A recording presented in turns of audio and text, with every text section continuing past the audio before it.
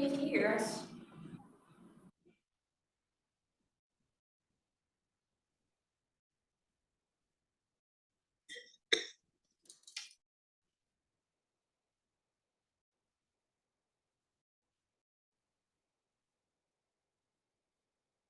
Can you hear me?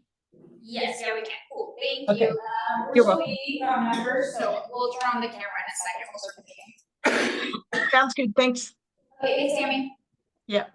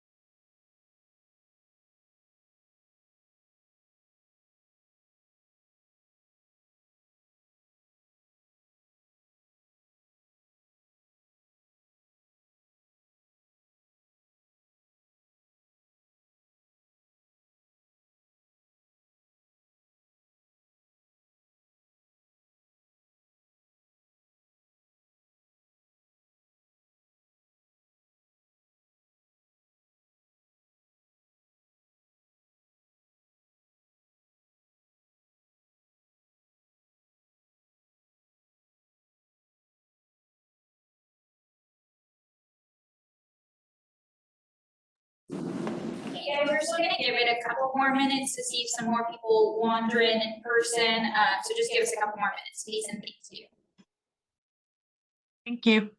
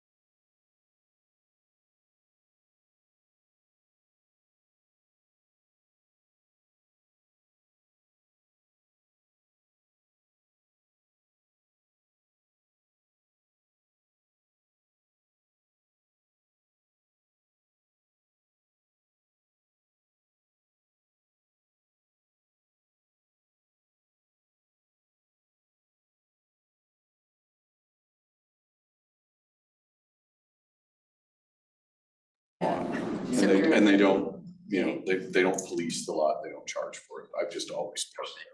Yeah. You know, I don't know, days, weird, I don't know, it's pay to park, you know, this is scanning now, downtown Wichita. So if you wanna go to Century 2, Yeah. so if you wanna go to Century 2, which a lot of people do, okay? There's Century 2, okay? Okay, hey guys, I'm gonna go ahead and just start the meeting then right now. It looks like we have 1, 2, 3, 4. So, first thing is, gonna give a couple of announcements. Ethan's has one too.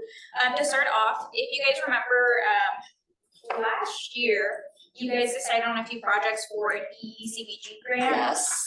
So we have gotten approval, we can start drawing down on that, we can start those projects, which if you remember, there were the stormwater pump audits, and then to fix a couple of them with leftover funding, the retro commissioning of the animal filter, and then half of it was gonna go to SCAD for weatherization and weatherization kits.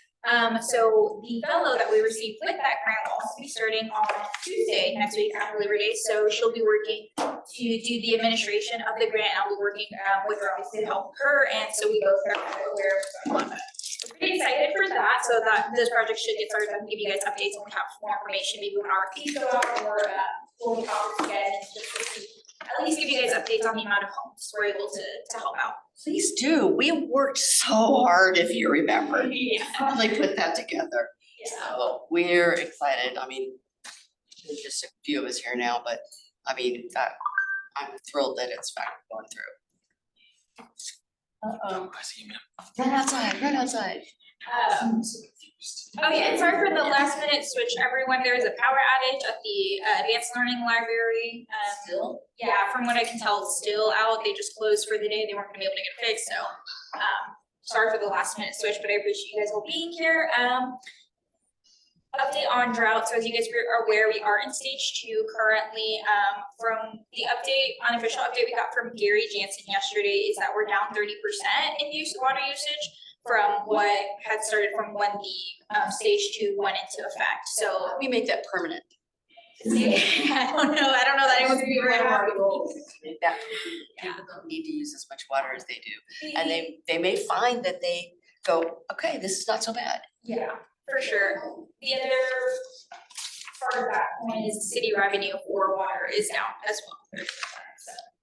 Still, we shouldn't, if we could prevent us from getting into this position, and it's irrigation that's the problem. So, yeah, people do overwater, and then they send all their chemicals down into the river. Because all of the drains go there. We need to find a way to educate people to either stop using the chemicals, which they're not gonna do, or to cut back on how much they water, because they don't need as much water as they're using. Grass will still grow and it'll develop roots if you don't water so often. And I feel like that's part of the city's messaging right now is that you don't actually need to water probably as much as you're watering, and that most of the grass that people is what they're watering doesn't need as much as what it's getting right now. You have like HOAs. They do. So yeah, they have been contacting HOAs to let them know like, hey, this is mandatory. You can't fine people for having. I mean, going to a HOA meeting and explaining to people and explaining to the management, they're the ones that'll ticket you Yeah. if you don't have a bright green lawn. Yeah, And they could make a change. Yeah, so I don't know that if it's a permanent change even after, like, I don't know if they're advocating saying like, hey, this is how it should be permanently, or if this is, I would have to check with our communications department or the people who are dealing with drought to know exactly what their messaging is. HOAs, I do know that we have been in contact with HOAs meetings since before, so we're getting ready for stage 2 basically. Yeah, and one of the things that I learned from the county was that HOAs call them and go, why are the fish dead in my pond? And why are the fish dead? It's the chemicals they're using, and they fertilize right up the edge of the water, and then they kill the fish. That kind of education would be excellent too, and maybe I should just tell Susan, start going to all the HOA meetings. And you know, because I mean, she's the one they call, she's the one that comes out, and she's like, you guys are so stupid. Because they know nothing, they really don't. The people who live there don't know, the administration doesn't know. That kind of education could really make a difference in our environment, in the lack of chemicals going into our waterways. I mean, if there is any way to reach out to them, like you'd have to go to their meetings probably and talk to Yeah, probably. them, you know? Yeah, so I could definitely double check to see what messaging is getting done to HOAs, because I know they have been going meetings and reaching out to them as much as they can, especially just because they don't want people to get fined for following, the protocols. So I can definitely double check and see what that is. And let you know. I mean, that'd be good if there was a way to institute something. All right, and the other announcement, I will give it over to Ethan to talk about a different grant. Well, thank you. So there's a request for proposals out right now for finding a nonprofit partner for applying to the EPA's Environmental and Climate Justice Community Change Grant Program. We're required to have a partner to apply for the grant, and it's gotta be a nonprofit. So we're hoping to take some submissions and see who's interested in applying with us. And then we'll have a staff committee member to make the selection based on the applications that we received. There was a request for information earlier about this. We received a few responses from 3 different nonprofits that were interested, so we're hopeful that we'll have a few different options to choose from. Okay, cool. And I think it's just on the city's bids postings website. I can find the link if people don't know what it is, but that's where you can So, find but it. you sent that out. Yes, and I had some, What type of organization did you send it out? All the nonprofits? That's not possible. no, I sent it to the, at least ones I've been in contact with about environmental or environmental justice issues. I sent it to those nonprofits that I had email contacts for. But it is publicly posted on the website as well, city council meetings, newest postings. So like Pro Kansas, which doesn't do that kind of thing, and Sunflower and those kind of places. Yeah. What is the timeline for this project? For the actual grant application, it's due November 21st. For the actual projects that we'll be applying for, it'll be over a 3-year period. 3 years, That's how long the funding will be for, and it has to be spent within those 3 years. They lose congressional access to it after 3 years. You just found out about this, right? No, we knew They about put this. stuff up for 3 months and that's it, and that's all you gotta write real fast. I hate that. I hate that. So you've already known about this. This one actually, yeah, they did a good job of posting it ahead of time. They did not make any awards for a while, which was behind their schedule, but that was something I had been waiting on to see how the first round of awards went and how CPRG was going to go for us. Okay, so even November is coming up real fast, so. So we'll be getting applications in by September 16th, I think, is when the proposals are due to the city. And then we'll start reviewing them right after that, Wow. Okay. September 13th. Can I get information on that grant? Because I work with hundreds of nonprofits and I am not familiar with that grant, nor have I seen it. Sure. Could I get your email then, Cindy? I can, Or you can give it yeah, to me and I instead? can just forward it to the board so you guys Sure. all have it's it. really great, yes. This one. Yeah, so, and then feel free to send it out to any other contacts that you guys have, just in case they might not be aware of it already, but yeah, you can send out the RFP information. Thank Yeah, you. I'll include another grant in that email as well then, because there's another one that's coming out soon from the EPA. It's a very similar theme, but it's a much smaller scale. So this one we're applying for is $1 to $3 million. The smaller scale is going to be $100,000 to $300,000 awards. So that one might be more accessible to people as well. It won't be directly applying to the EPA either. It's listed there. If you know how to find it. Right, so, You have it right there? I mean, it's just the link, but it's like, it says in VSS, and then you need to log into VSS. Which one is? That one, I think, yeah, Oh, yeah, that's what they said. 240-215. We can make sure that. That's federal, not state, right? It looks. Yeah. Grant. Federal. It's a federal grant. We'll also send that out to you guys tomorrow. Next is approval of minutes. So in July, for the July meeting, we cannot make quorums, there are no minutes, but we weren't able to approve the June minutes due to lack of quorum, so could I get someone to motion to approve minutes? I'll move to approve the minutes. Second. All those in favor say aye. Aye. All those opposed, same sign. I'll abstain since I wasn't at the meeting. Yeah, no Minutes problem. did we just approve? June? Yeah, it was June, yeah. So, yeah, it was It from. says so right there. Okay. Okay, and so for our discussion items today, we have the draft climate action plan. I sent this out to you guys last week, so I really think you had a chance to look at it.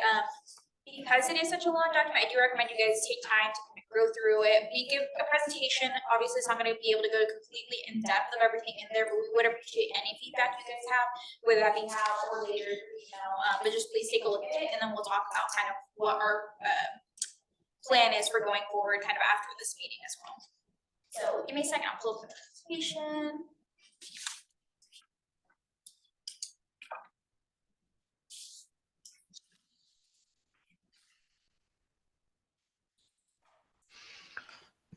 So Liz, as you're pulling this up, just for background, the table sounds great, but the podium is a little murky. So I might ask that one of you drive and one of you kind of walk through it at the podium so those of us online can hear it just a little bit better. Oh, is it like us that you can't hear, or is it the other board members? I'm having a hard time understanding you from the podium, Oh, but no. but the board members I can hear better. And I don't know if that's just me or others, but that's my experience. Oh, maybe it's this mic that's picking you guys up. Yes. Even if you are comfortable standing there and I can flick through over here. Sure, I'll stand a little closer. I don't even remember. Yeah, that's better. Right. So many things. That's true. All right, we're gonna kind of run through an entire overview of the draft plan, kind of touch on each part. This first section I'm gonna talk through is gonna be a little quicker, before we get into kind of the real meat and bones of it later on. For this part, just want to kind of give a little taste of what we wrote in the introduction and background for the plan, talking about how the Sustainability Integration Board was formed, kind of the founding principles written into the ordinance, and then I'll go a little bit deeper into these, but the baseline studies that kind of form our goals and our actions for a climate action plan revolve around a climate risk and vulnerability assessment and a greenhouse gas inventory, both of which I put together some research on with some help from some outside sources as well. You can go, yeah. So talking about climate risk and vulnerability in Wichita, this might be some new information. It is included in the draft plan, but I don't know if we've talked a lot in depth about it before, but here's a few different climate hazards and threats that I would kind of highlight going into that. We're gonna talk about some vulnerable groups and communities in Wichita. There's definitely been some more emphasis on research in that area in recent years, especially from the EPA. They provided a lot of data on this topic, so we have a lot better assumptions to work off of there. Extreme heat in Wichita, it's 100 degrees basically still right now, so you can feel that one today. Flooding, severe storms, wind and tornadoes, hail and drought are all kind of topics we've talked about in recent years. So first, I just wanted to show this map of Wichita and areas that the EPA has highlighted as environmental justice issue areas. So all these dark blue areas in the center of Wichita, that's where you kind of see the difference, are areas that either have both low income at a 60th percentile threshold compared nationally, and along with another environmental justice issue. There's a lot of different things that are highlighted in this, but it could range from things like housing costs, energy costs, to things like wastewater discharge or legacy pollution sites that have been cited for remediation and other things like that. Some of the other topics that are covered by this are in the workforce development area. And so for that subset, it's different from the other environmental justice stuff, but basically that covers areas that have a lower high school diploma rate and also have another economic challenge such as low or high unemployment, linguistic isolation, other things like that. And so these dark blue areas, as you can kind of see, there's quite a few census tracts in Wichita that actually fall into this category. More than half of the city, it looks like. Mine's on there. More than half. So it does make grants accessible to those areas from the EPA. It makes a lot of that funding available, but it also goes to show that there's a lot of work to be done to try to help people in Wichita. You guys are probably familiar with that report from the NASA study on urban heat islands in Wichita. And this talks about specifically, it combines a few different maps that they looked at earlier in the study around nighttime and daytime temperature difference, tree canopy, and a few other things like that, along with income, I believe, as well, is included in this map. So the dark purple are areas that have high exposure and high vulnerability. And so you can kind of see it's actually a similar area to the previous map. You can see some of the downtown and areas around 135 running north and south are kind of some of the areas that face some of the higher heat risk in Wichita. This is the map from the National Climate Assessment. That's one of the main sources I took to conduct this climate hazard analysis. So this talks about projected change in total annual precipitation in the Southwest Plains region. Kansas and Wichita. Wichita specifically is at an interesting part of the map because you can see that we're kind of caught in this bubble of lower precipitation, but we're right on the edge of the wetter climate to the east. And so it's a little uncertain about how exactly that's going to affect us. There's probably going to be a slight decrease in precipitation in the coming years in this area, but we might see more extreme rainfall events as kind of contrasting. So we'll see more incidents, possibly like the storm that hit this weekend, where there's concentrated rain, small area, but a lot of rain really fast. And then we'll see still like Keene has not had significant rain in quite a while. Just precipitation is hard to predict, but generally these are the trends that are predicted for our area. Well, isn't that partially because we're a heat island and it gets around us? Kind of like the tornado business. Yeah, it can. I'm not as well versed in that, so I won't speak too much to the meteorological side of that, but general climate trends, yeah, it could be a factor. So that was the main points I wanted to cover from the climate risk and vulnerability assessment. Presented this before the greenhouse gas inventory, and this is available on the city website as well in the sustainability pages. But this covers the local government emissions on the left and the community-wide emissions on the right. So this was kind of the baseline for highlighting areas for reducing greenhouse gas emissions and setting our pollution or our mitigation goals and targets in that area.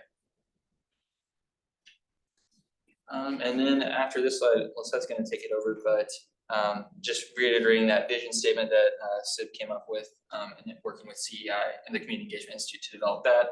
So we've got that on the screen for you to read if you want to. Goals and targets, we want to reduce emissions and adapt to a changing climate. And then we set some specific adaptation and mitigation targets in the plan. And then Lisette's going to go through the different focus areas that are highlighted in the plan. Buildings and homes, energy supply distribution, natural resources, transportation and land use, and waste management and reduction. So like Ethan said, we broke it up into 5 different categories or 5 different focus areas. And this was based in part on the work you guys did with CEI and also the Wichita sustainability study. We also integrated parts of that into the plan.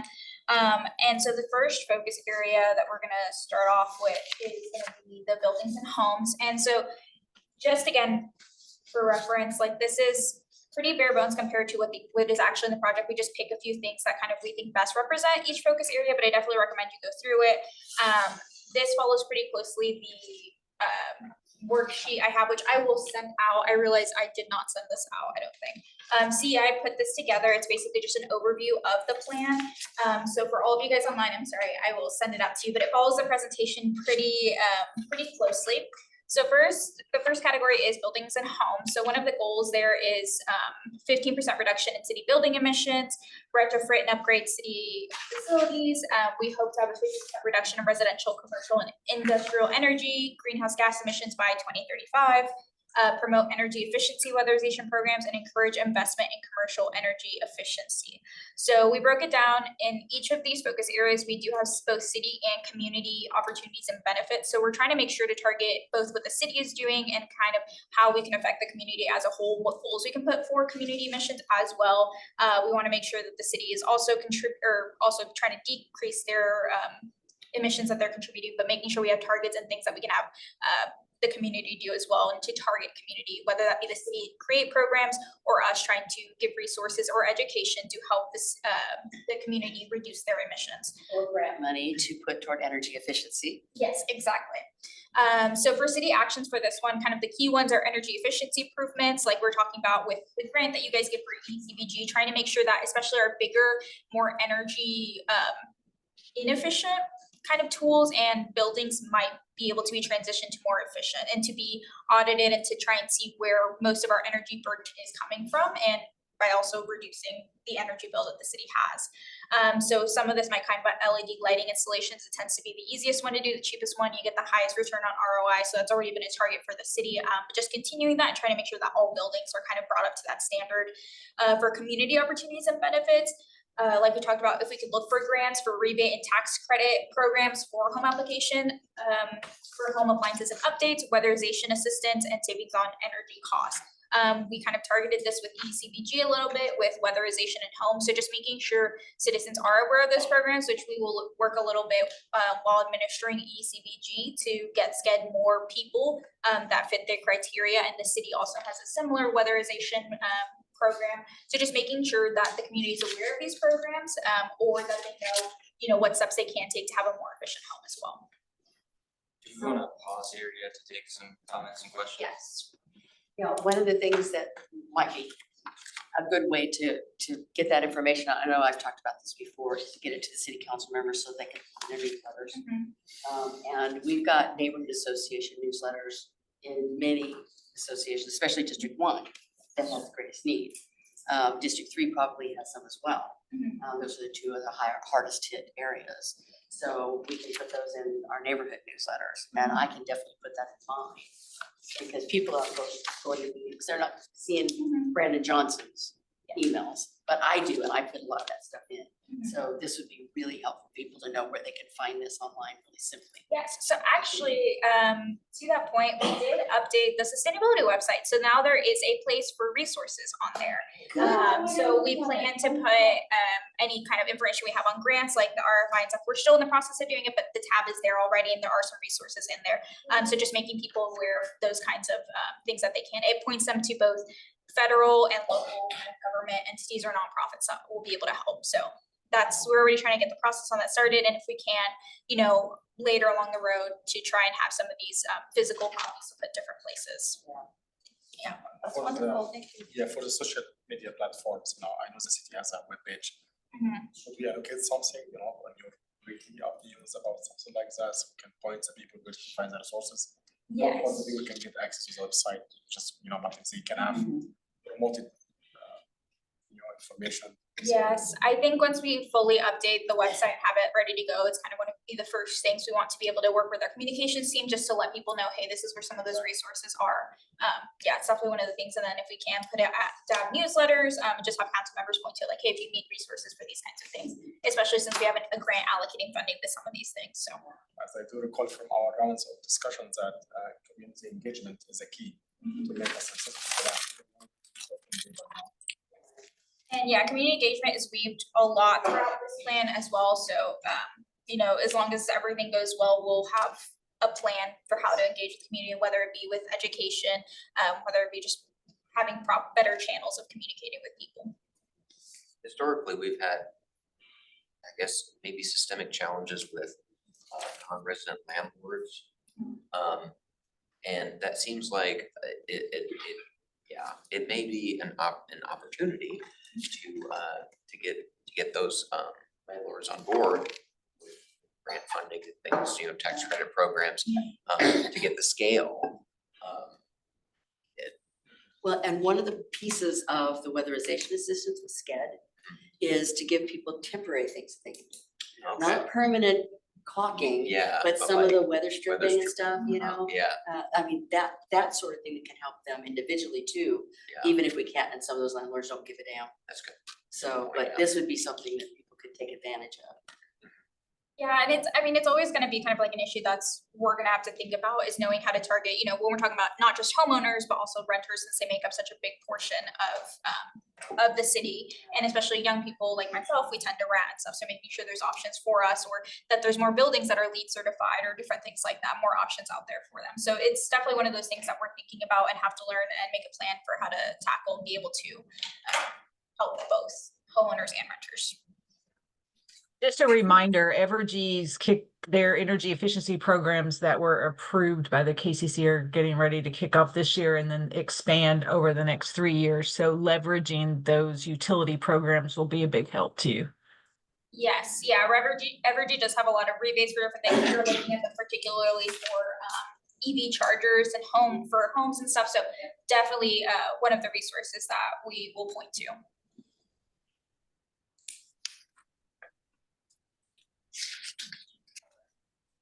The other focus area is energy supply and distribution. So for our goals, we have over 90% renewable energy for city operations, identified 10+ city sites for solar energy. This might be a little bit more difficult with how things turned out with the county. Establish workforce development programs. It shouldn't impact you at all since it's on your own. Yeah, if it's city sites for roofing, yeah. Establish workforce development programs for renewable energy. I think we kind of hit on this with ECBG as well. We wanted to look into what programs there are maybe at local community colleges for, having more solar installation techs or more mechanics who know how to work on EVs, like those kinds of things. 60% electricity from renewable resources or from renewable sources by 2035. And I think when we put that goal, that was like a whole community-wide goal, whereas 90% was for city operations, and then just improved grid resilience, making sure that the grid can take kind of extra, having this extra energy use when we're talking about, maybe installing EVs or something like that, be able to make sure we're resilient enough. For city actions, we put identify sites for priority solar installation, secure backup power systems for emergency services, and then for community opportunities and benefits, we put rebate and tax credit programs for renewable energy installation / generations, new jobs and energy industries, and resilient to power outages. That'd be awesome. I love that last Yeah. The library. Yeah. Very top of mind today.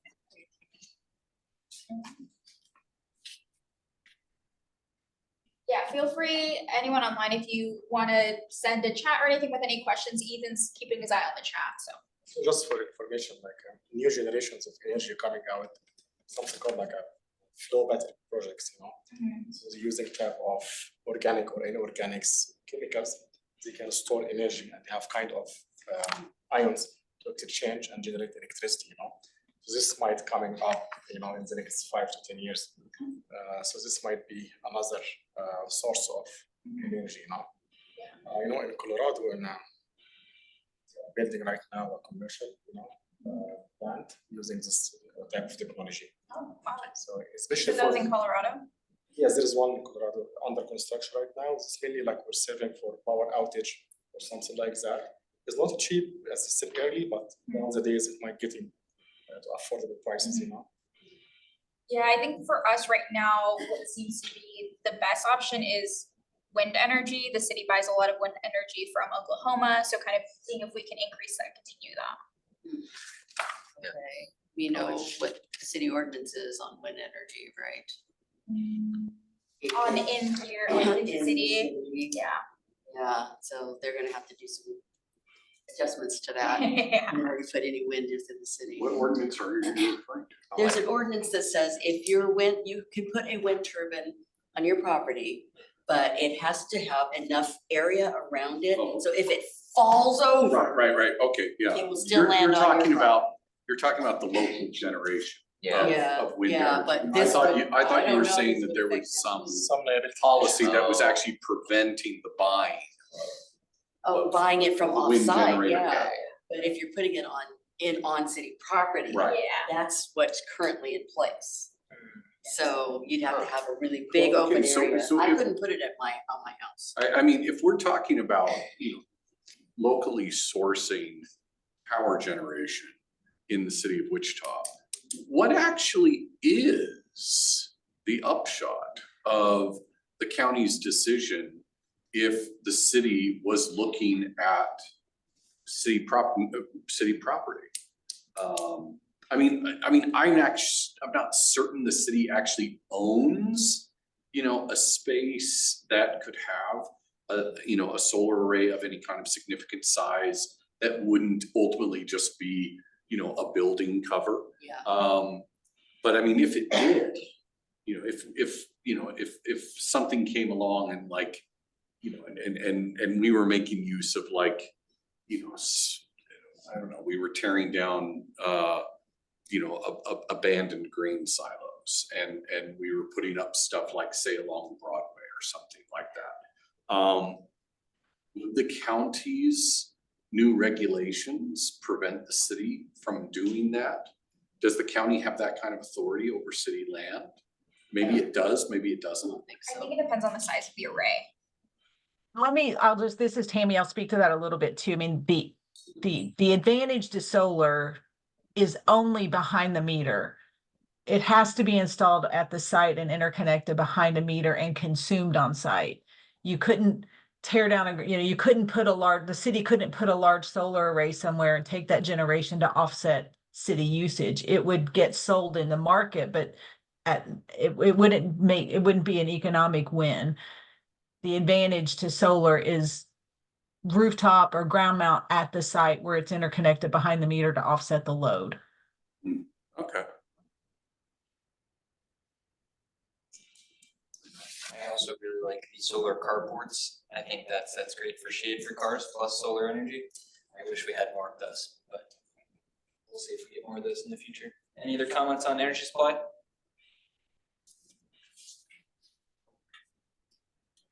Okay, so the next focus area is natural resources, and by this we mean green spaces and water.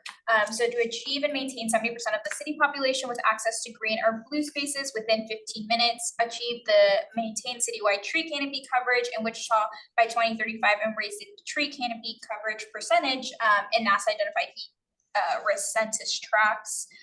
Increase the number of registered community gardens, identify and complete 3 priority resiliency related infrastructure projects by 2035. Annual water utility conservation goal of 0.06 from water conservation rebates, and then 0.035% annual reduction in water consumption from city operations, and reach water user demand of 45% of total water supply. For city actions to try and achieve some of those goals, we have provide water conservation rebates, implement tree canopy policy, and then ensure stable water supply. For community opportunity benefits, we have rebates for water conserving devices, access to green spaces and fresh food, and then save on energy costs from reduced urban heat. What does that mean, implement tree canopy policy? So the tree canopy policy that I believe you guys got a presentation on it, is just talking about replacing the amount of trees that are taken out. Not preventing trees from being taken out. Well, this would help prevent trees from being taken out because they were referencing construction projects. So making sure that if one is taken out, planting it elsewhere, or trying to just not reduce the amount of trees in tree canopy. Baby trees don't equate to mature trees. Yes. So leaving them where they are, particularly when they develop new parts of probably what's not the city yet. But if the city has any part in that, finding a way for them to leave the trees. So when I was on D1 DAB, we had a couple zoning cases that came through where we were pretty adamant that what a redevelopment to maintain as many trees as possible. And I know at least the large construction site that Weston's doing right near my house, they did really try to maintain as many existing trees as possible when they were developing that. So at least, one anecdata right next to my house is that we are having at least a small positive effect in the zoning process during redevelopment. Now, of course, if it doesn't come to a zoning board, then we have no teeth. Yeah. So. Yeah. Well, I'm glad that it's there in code somehow, so that the zoning. It was an adopted policy. Yeah, it was passed by council and it was an adopted policy. Oh, thank God. New development is the concern too, because they tear out whole forests to put on. Another element, might be important to mitigate the impact of temperatures and reflective surfaces, in addition to the green spaces. Yeah. Sometimes we can get to green spaces, but sometimes no, So in this case, we have reflective surfaces, so we can mitigate the impact of the temperature, Yeah. Ethan, I'm gonna have to go out to my car. Come back. Just what sugar I have out there. Does that work? Do you need a Pop-Tart? I got a Pop-Tart. I don't know if that'll work fast enough, but yeah. I mean, it's Okay. it's over near Antonio in there. Antonio's being so sweet and nice. It's just like the open package. Strawberry Pop-Tart. Oh, I did. Yep. Thanks, man. Always have snacks. Okay. So Liz, I think this is actually one of the cooler slides that I've seen. I had the great pleasure of meeting the water efficiency program manager for the city of Hayes. And I got her contact information. I think she would be a really valuable resource to have speak to this group in particular about water conservation, especially with the high profile that it's getting. So, and it's as it relates to this group, I think it's real value that our board can provide to address that issue. And I'd like to see us lean even a little bit more into this issue in future meetings. Yeah, for sure. If you want to send me her contact information, or if you want to start that email, we can definitely try and get her scheduled for a future meeting. Please. So she can come to a SIP meeting. Even Zoom or something. Yeah, she can zoom into. Yeah, she would zoom in. Yep. All right, I'll send it. Jessica, you asked a question about current data on the city population's access to green blue spaces. The best data I found was only in reference to green spaces, but it said 52% within 10 minutes. So we may end up changing the wording of this goal to reflect that data and make it 15 just because that's the data that we have, but that's from I think it's called the Public Land Trust or some similar name to that. They have a metric that they did for the top 100 biggest cities in the country. Wichita was number 66 overall. The green space access they were ranking.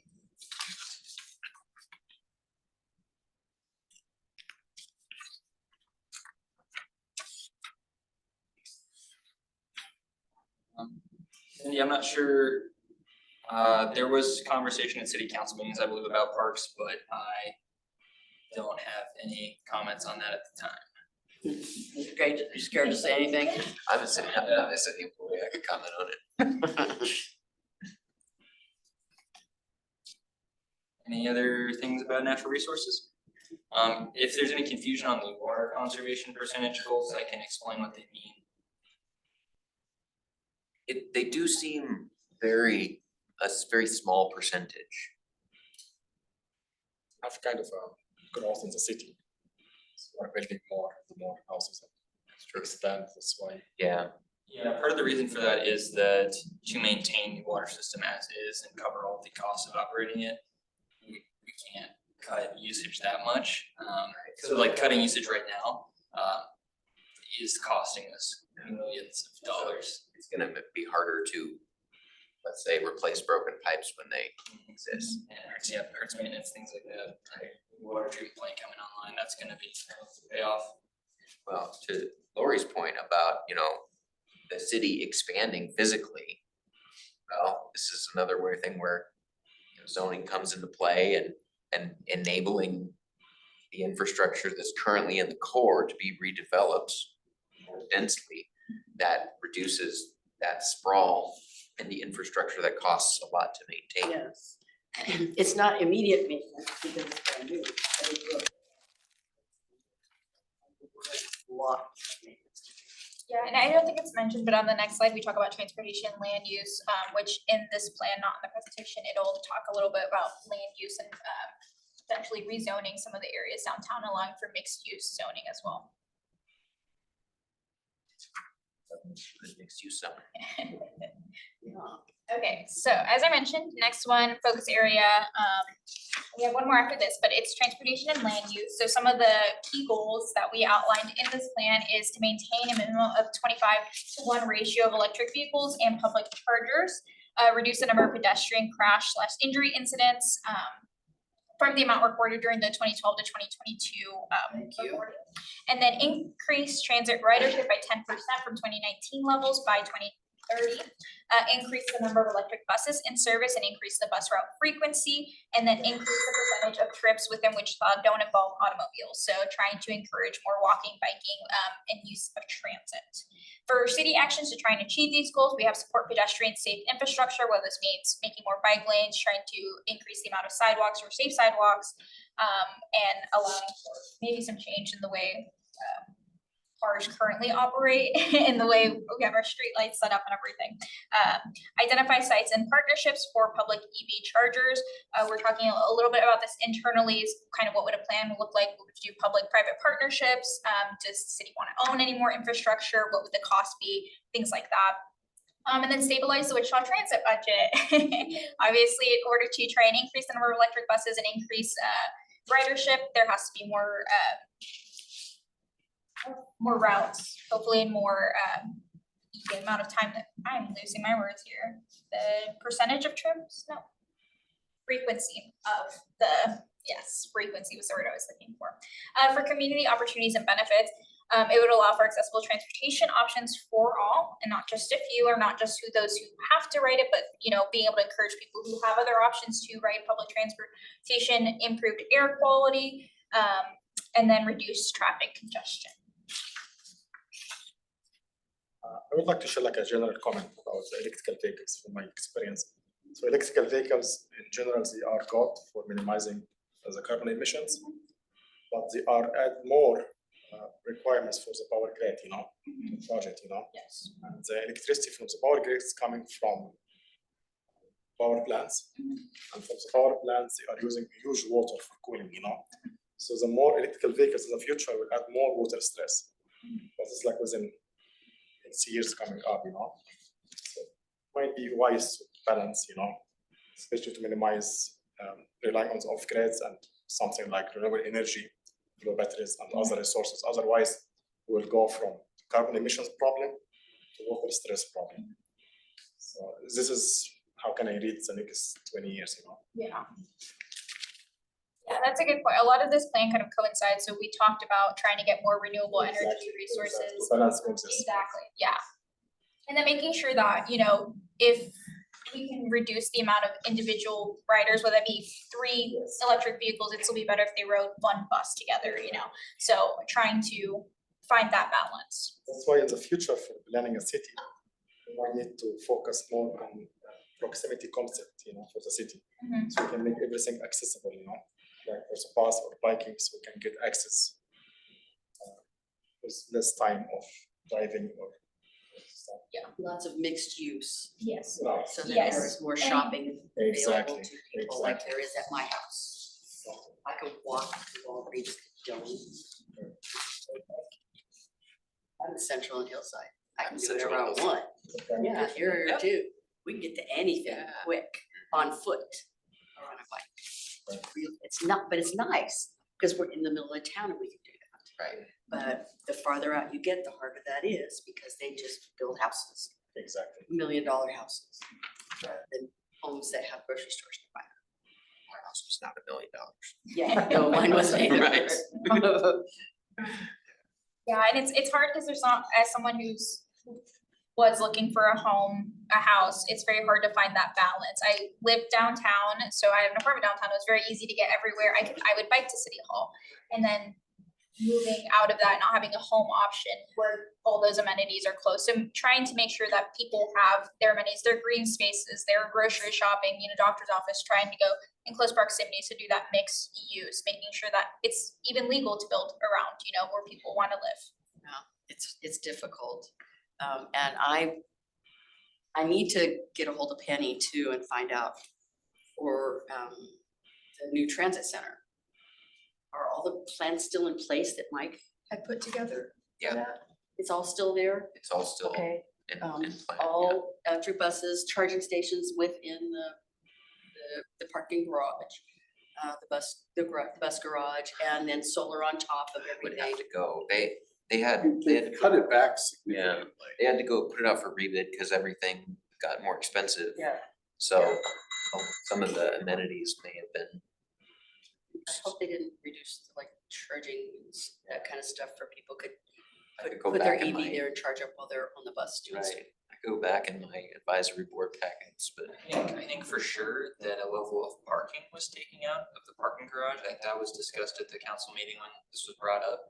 I don't know for sure on the chargers or other parts, but He had such great plans in place for that, but I understand the budget has changed. right. But that's That's what I wonder. And we've got in fact, there's a Drive Electric Week coming up in October 5th in Wichita.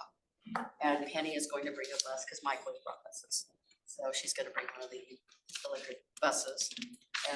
But she may not be able to come because of soccer. So she said she'll come if she can, but I do need to ask her about that because I haven't really talked to her much since she's been transit director. I did tell her she was nuts. Wanted to take that job on. Like, I know, but still, like, I like this kind of stuff, so. I got a story to tell you.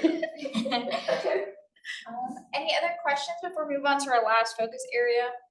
Just pursuant to some of the things that were being said about, housing and development, not much of this ended up in your primary bullet points here, except the reference about the percentage of trips within Wichita. But, when you talk in the plan under prioritize resilient and smart growth, I mean, there's a lot of good ideas there. Most of those ideas can in fact be directly connected to the priorities in places for people that the city has in fact formally committed itself to. I know from experience that when push comes to shove in terms of actually saying yes or no to proposed developments, Places for People has not exactly exercised ironclad control over the decisions that have been made. Nonetheless, that's actually on the books as something that the city is committed to. And so it seems to me reasonable to try to emphasize as much as possible the linkages between, what we're proposing here and what the city has in fact already voted to do. Anything that we can do to take, those plans that are really quite excellent. I mean, some of the stuff within Places for People, post COVID, maybe, some of it could be rethought or reworked, but I mean, most of it is like very, very solid, very practical stuff. It just has to be committed to. So to whatever degree we can encourage more real commitment through creating linkages between what is being proposed here and Places for People, I think that would be a win. Yeah, and we purposely, Ethan did a lot of the research for this plan, so he did a great job. A lot of what was integrated in here is some of it is tying to existing plans, so like the Food and Farm Council's master plan as well. So we try to integrate what has already been passed by the city to make sure we're still kind of like giving the same message and communication, but making sure that this document has a better chance of being recognized by the council as well, to make sure that they are aware that, hey, some of the stuff that we passed, we're adding to it and trying to, emphasize sustainability further. Well, and it's not just adding to it, it's also just, kind of elaborating in greater specificity, what's already there. I mean, if this is in fact your goal, okay, so here are some ways we can operationalize that. Obviously, a lot of this is, looking at operationalizations that are in, very, very new areas for the city, but a good deal of it is not. The reference to the food master plan also, that's very central to much of this. What you brought up, Russell, reminds me, I came across an old EPA grant that Wichita had received actually a while ago for Old Town. It was like 2006. There was an EPA grant received to help redevelop some of that area and kind of make it what it is today. So this idea of more mixed use development, kind of more dense development, has definitely been popular in Wichita already. So I think it should be easy to in those ways with concrete examples. Anybody online want to chime in? Okay, and our last slide is waste management and reduction. For some goals, we had increased amount of organic material being composted in Wichita, reduce greenhouse gas emissions from the Bronx and Plum Thicket landfills. If you remember to that greenhouse gas emissions pie for the city emissions, a large portion of it does come from the landfill. So reduce the number of single-use products entering landfills and the natural environment, and write and implement a sustainable procurement policy for the city of Wichita and contractors as a model for interested businesses to replicate. For city actions, pilot direct residential yard waste collection and develop sustainable purchasing practices / policy. For community opportunities and benefits, we said prevent pollution caused by trash, access free compost, and save money on disposal costs. So sustainable procurement policy. Yeah, so what that would look like is when we're putting things out for bids, do they have a sustainable aspect on it? Like, whether that be for, yes, that could, Erosion yeah, control. yes, that could be kind of one of those things. But. They've not been able to get a hold of anybody. I don't know what's going on with that. Sarah's having a really hard time getting a hold of anybody. Yeah, I wasn't able to reach anyone either. That's crazy. Yeah. Those people even exist. As far as I'm aware, they do. They just don't check their emails, apparently. Or, yeah, who knows?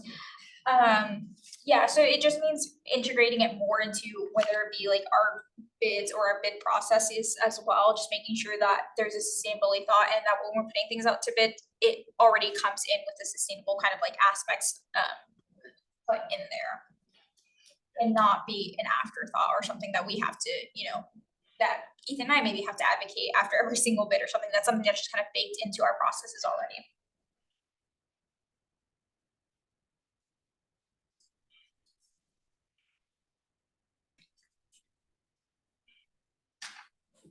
That's anything on my.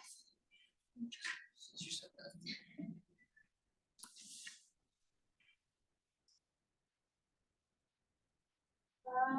There is not.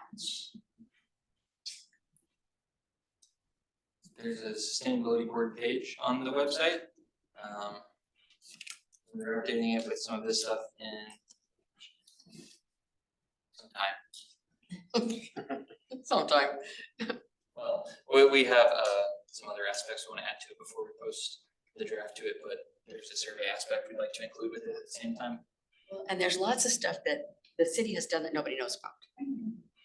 Like what occurs to me is the new library and the airport. Yeah, we're going through and updating, as we're fixing the website now and adding more to it, we're going through and updating everything to make sure that those departments do get recognition for what they're doing and so that people are aware of what's going on. And those people are, and those departments are taking those steps. And so one of our last slides is for next steps. So Ethan and I have a survey that is not quite ready to go out yet, but that we hope to get out to the general community. Once we have the link ready for you guys, it will be posted on our website. I will send it out. So if you could just please send it to your contact list. We'll try to make sure to put it in DAB newsletters, try and see if, I'll go on to in a second what other. We're still working with Carrie, to get it Yes. posted through the Community Engagement Institute. Okay. So they're, Yes. yeah, they're gonna help post it for us. That'd be good too. Yes, and it'll be kind of like whether they want to comment, there's a few different questions that we've drafted to comment on this, just get people's general feelings on some of the focus areas, what are their key issues, what are they most worried about when it comes to climate related issues, and what is most affecting them currently. So just to get that kind of feel, and to help generate a little bit more feedback for us for this plan as well. Are you still working with, I can't remember the name of the organization, the EPA group out of WSU? They're not the EPA group, The EPA, they're part of the EPA. yeah, no, we're not, You're thinking of the environmental finance. Yeah. Yeah, because we've worked with them before, the SIP has, yes, to create the Yes. study. to do the litter study and that kind of stuff. So I didn't know if you still were in contact with them, because they might have a lot of resources to get that out too, like Michelle or whoever. Yes, yeah, we'll definitely be in contact with them to try and get it out. Same with the New Heartland Environmental Justice Center to make sure they get it out to their contacts as well.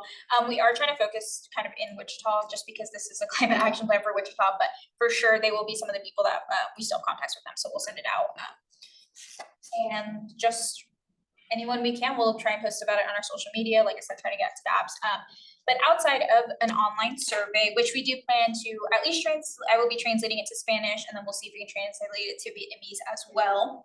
And see if we can target maybe some of those neighborhood resource centers to try and get some of their constituents also to be able to take the survey. But we will be doing future meetings similar to this, taking feedback. So like I said, if you guys have any feedback, feel free to email it to us. If you don't think about it now, but we plan to do and continue doing these meetings. This is gonna be kind of part of the process, so go to different meetings besides the DABs. We're hoping to go to each one of the boards that you guys represent, Transit Advisory Board, the Bike Ped Board. So just anyone else that is affected by this plan or other boards, we try to take it to them as well. We would love for you guys to come with us or help set up those meetings, especially if you do represent other boards, just to get us on the agenda. If you'd like to help, if you like this plan, which we hope you do, if you'd like to help us, just champion it, that would be great. Outside of that, like we said, DABs, we're gonna reach out to any nonprofit or just any group that wants us to come and present about this. But we will need your guys' help, just letting people know about it and reaching out to other people so they are aware and they can take a look at it. They can send us feedback or, send us any thoughts. Even if they're negative, we want to hear them. As I mentioned earlier, we do have updates on the sustainability website. So we do have a new tab on there. It looks a little different, which I think it looks better. So hopefully it's more user friendly. I haven't checked it out on mobile yet, so I'll just Looking it up right now. Yeah, so so if it looks good on mobile, let me know. I'm still trying to see if while we're editing we can see it in mobile, because I know a lot of people look it up that way. But we added a few different buttons on there. And one of the tabs or new tabs is resources, which we will keep updating. Once we are done with this meeting, we hope to add the climate action plan, and a place for the survey will live on there as well. So just keep your eye out on there. We'll be updating it. Got some little logos and stuff on there, that's cool. Yeah. Yeah, And then- That's nice, I mean, cause it's so plain. Yeah, and we're So plain. yes, and so this is just this was just happening this week, so we're still updating some of the content on there, but the resources should be up to date. That's a new tab that was just created, but like for the different departments and what they're doing, that still needs to be updated. Which we are keeping a spreadsheet of what other departments are doing, so just adding that on there. Yeah, we actually had a list right when we first got started, that it exists somewhere with the SIV stuff, that Nina put together for us, so that we could see what has been done kind of already. So, Okay, that looks pretty, that's not bad. Yeah. I have better flow. Yeah. Good. Great work. Yes, thank you. so open streets, Yes, so we will be going to open streets. So I went last year to talk about air quality. Someone else will be talking about drought. Ethan will be there as well. And we're hoping one of you guys could volunteer, a couple of you, if you'd like to do different shifts to talk about the climate action plan or just work you're doing. You're talking about like manning the tables. Yes, the board would have a table, we would be at the public works table, and so you guys would have your own table to talk about this. Yes. Let's count me in. Okay, perfect. Yeah. And if you guys want to do maybe just an hour or two each, so you're not, one person isn't there for 5 hours, feel free. And I will send out an email with all this information tomorrow, so just feel free to email me back and I'll send you guys the time so you know. And then we'll try and get you guys and then see if we can make October 11th, October 13th, 13th. Sunday, October it's a Sunday, 13th, yeah. 12 to 4 p.m. Okay, it shouldn't be too hot. And so, yeah, we have the tables and everything set up, so we'll let you guys know where to be. We'll print you off materials. You just have to be there talking about it, and we'll have the survey hopefully in a QR code, so you can have people take the survey there as well. If you want to talk about SIB meetings and where there's to get more public at our meetings, feel free to do so as well. Lauren had a question online. How long will the city collect feedback? What is the process going forward to implement the plan? How long is to be determined. I think we're gonna try to go to as many meetings that SIB represents as possible, and then if there's still more interest and more comments, we'll keep going. I would like to see maybe 2025 that we could actually have a final draft ready for review by other groups, but it may take longer depending on internal review processes as well, because we'll wanna have other groups approve it and look at it as well. Process going forward to implement the plan. It's not contained in the draft right now, but I've been writing up internal steps that the city departments would need to take, who's responsible for different goals and actions and policies that are planned to achieve the goals that are listed in the plan. So as soon as we can. Some of these things are already being done, so that's the good news, is that some of these goals we're already working towards them. If there's any changes that would have to be made, we'll make an implementation plan for those as this plan is being approved. Okay, and does all of our seats expire at the end of this year? Not the end of this year, they expire in March of 2025. So we won't be here to see what you're talking about, Ethan. I would- Not all of your seats, but Should get Well, reappointed. You could come on your own time and come, yeah, I suppose. Or you could get, Get reappointed. No, not if you've been appointed twice. Oh yeah, Dab's the only one where you can continue on after twice. what's that? Dab's the only one where you can continue on after 2 terms, So sustainability is only 2 terms? only 2 terms. Yeah. And every other city board, I mean. okay, It was written in the ordinance. I mean, that policy obviously changed at some point, because I was on the bicycle pedestrian board for 9 Decades. years. yeah, basically, it's like, it's used when it needs to get used and ignored when it needs to get ignored, Yeah, yeah. I think. Speaking of which, how many people are on the board now? Have we, I mean, obviously with Ben, sorry. Okay. Ben, we filled some holes. Is Laura still on the board? Yes, officially, I'm gonna contact her just because I haven't really heard anything from her in months to see if she wants to give up her seat. We did get 2 applications for SID, but they have to be like at-large members from council members, so she feels like she can't give the time to the sustainability board. We do have already 2 applicants who would like to join. I'm still waiting. I got someone from the Mayor's Youth Council, and then the only people I'm waiting, or the only group I'm waiting on right now is the Diversity and Inclusion Civil Rights Advisory Board, which said I think it was on their agenda to vote on someone in July. Or August, maybe, yeah, it was this month's meeting, sorry. It was this month's meeting. So I think they had that last week, so I'm gonna reach out to them to see if they did get someone. But that is the only, I guess, seat that's open and available currently. So other than that, we are pretty much a full board. So this brings up another topic that we might want to discuss at a future meeting, is that of does the ordinance need to be changed in some ways to make the seats at least line up with all the other boards, if nothing else, but if there's other concerns about the way it's arranged, we could be looking at that as well for an ordinance change. Just something to consider if the board. So what, I mean, Absolutely.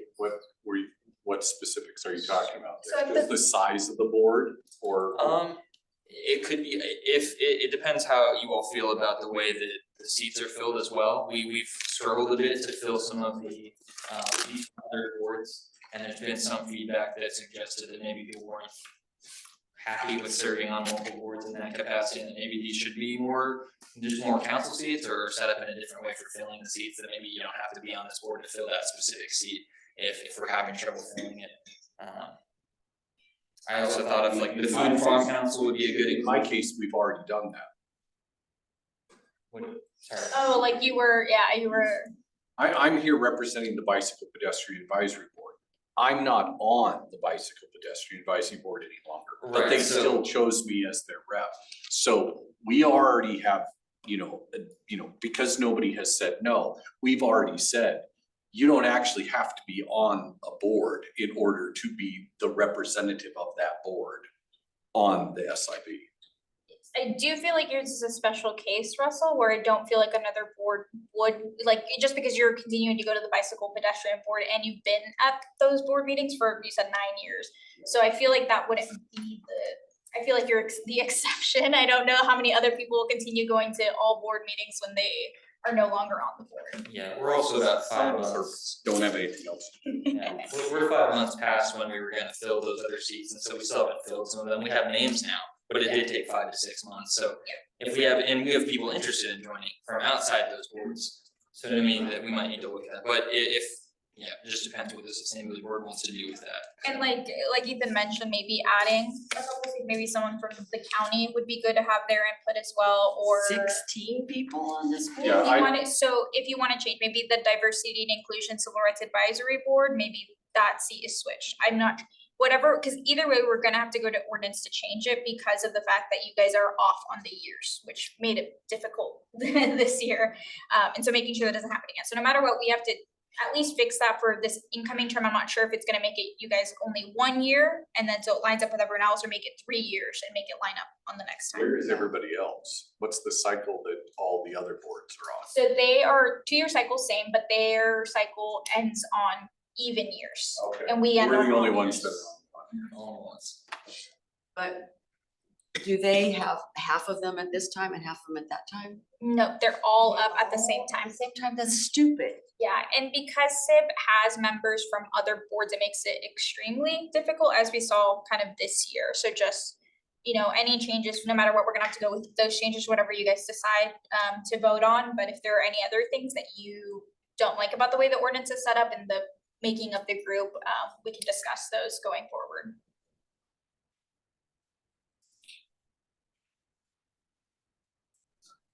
Oh, yeah, so I think you guys all have our contact information by now, but if there's our website as well. If you have any questions, feel free to contact us. If you have any comments that you didn't get here, you think of on the way home, feel free to email us. One or both of us is fine. But Does it yeah, have to be a 963 in the middle there? Yeah, they have that on all the city pages, they have to have like a number.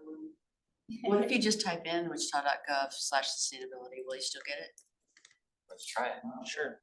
Or just like Wichita sustainability, it will show Yeah, up. comes up if you Nothing, you don't get anything, shoot.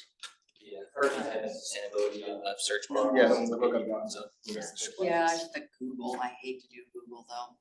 I mean, really, you get what whoever pays the most is what you get when you Google. It's the tree planting web search, EcoAsia, use that search engine, it plants trees for you, so they say. Yeah. Started using Microsoft Copilot now. Oh, yeah. It's smarter, not just screen also. Which is how I bought this laptop, was I got points on Microsoft Bing. Yeah, exactly. that is the end of our discussion items. Were there any? Oh, yes, okay, going forward, so I know at next month, we wanna talk about your proposal idea, so I will resend that information to everybody for the next meeting so they can be So we can prepped. screen it out and make like 3 top action plans. Yes. I would like to also have a voting for a new SIB chair, now that we're mostly set, hopefully by next meeting, everyone will be set, or at least have the option to come to meetings and everything. And so we can just start setting agendas that way.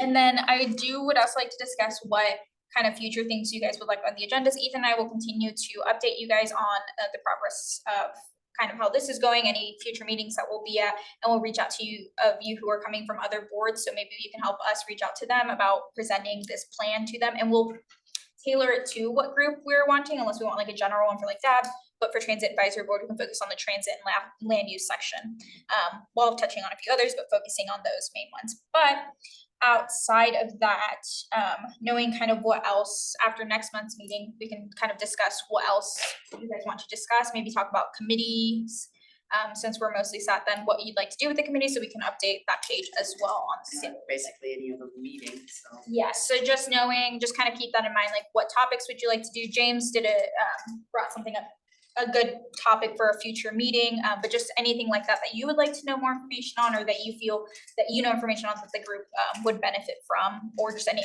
other areas that you want to touch on. So just to keep in mind for the next meeting. When is the next meeting? Remember,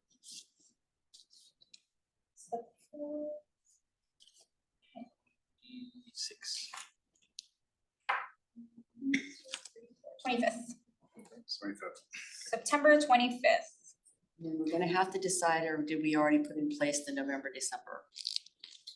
Yes, you guys have already voted on that one, and I believe the November one is a couple weeks early, and so it pushed the December one up a month after that as well. So I can find those dates. So November and December are middle of the month.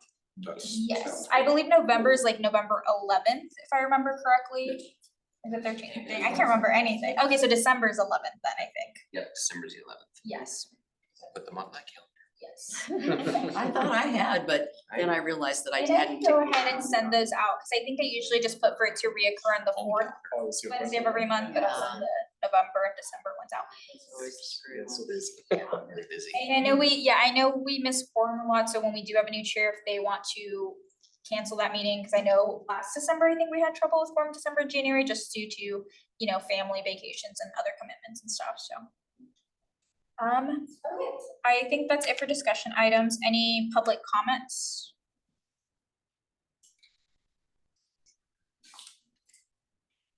Yes, Tammy, great question. We can send that out to you guys, and then, I'm sorry to all of you those online, there's a different packet that I handed out here that I realized I didn't send online that follows the presentation pretty closely, so I'll make sure to send out those documents tomorrow. And is any of this posted on the page? Not yet, it will be posted tomorrow, so it'll have the draft on there, and then it'll have the presentation will also be on there. Are you still on the page? How do we find the past videos? It looks like they were easier to find now from our past meetings. If you have the board page, on the right side, I think if you click the board agendas, and then it'll take you to the place where you can find all that stuff. The videos are? Minutes, media. I'm not sure what all videos have been posted The yet. videos aren't there. For the building energy studies, if it's not already being used, there is an Energy Star tool that you can or for like tracking the 2030 progress or whatever, there's an Energy Star tool that you can input, Oh, usage and information out there. oh, So I can send information to, those email addresses or whatever. for sure. We use, for tracking the cities anyways, we use ICLEI. Okay. So that has a data tool for like different projects and stuff, so. Okay, so you already. Oh, yeah, and Energy Cap, which kind of views all the bills from like all the buildings in the city. Okay, if it already does that, you have to manually input that. Oh, yeah. Sorry, so that's good. You know, we're looking at different ways to present it on the website in a way that makes sense to people and is more accessible visually, so if there's anything like that, definitely send that. All right, cool, thank you. Was some Ed, sorry, this is Tammy. When I was reading over the draft proposal, under the energy, and distribution, there was a comment made, one of the actions was to clarify city and county regulations regarding private installation of renewable energy systems. And I just would I think one of the things that we not only need to clarify with regulations is we really need to talk through that. I work with solar installers every single day that will not do work in Sedgwick County because of the permitting requirements. Yeah, I'm a project manager on a battery pilot that we're rolling out in Kansas, and I could not get an installer that would install those batteries in the home of Sedgwick County residents. I had to look outside the county for participants in this pilot. So I think it really is a useful discussion with the permitting and regulatory bodies on how to make it a little more user friendly. Yeah, no, we agree for sure. Thanks for that comment. That is disappointing to hear, but it's good feedback to get more about. Oh, it's very true. It's from other people.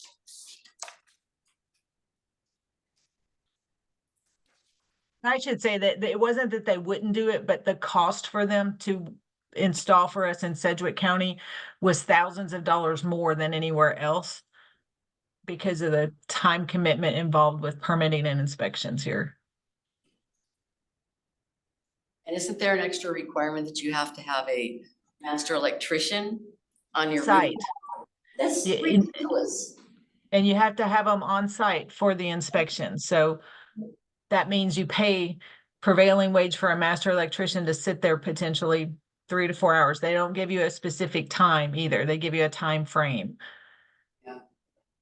They were initially forcing them to have somebody on site on the roof at all times during the whole build. Thank God. Oh, yeah, no. You have to have a master electrician on site for the inspection, where most communities just allow a homeowner to be there to let the inspector in. Said they require a master electrician on site. Yeah. That's not even what it says in the regs. All right, if there are no other public comments, we can adjourn the meeting. Thank you guys for coming, and like I said, if you have any feedback, feel free to send it to us and we'll keep you up to date on any meetings we plan to go to. Thank you. Thank you guys. And if you have meetings that you think it would be good to present this at, definitely just let us know. Yeah. I would You like guys to, involved in the presentation as well. we'll send the email, right? Okay.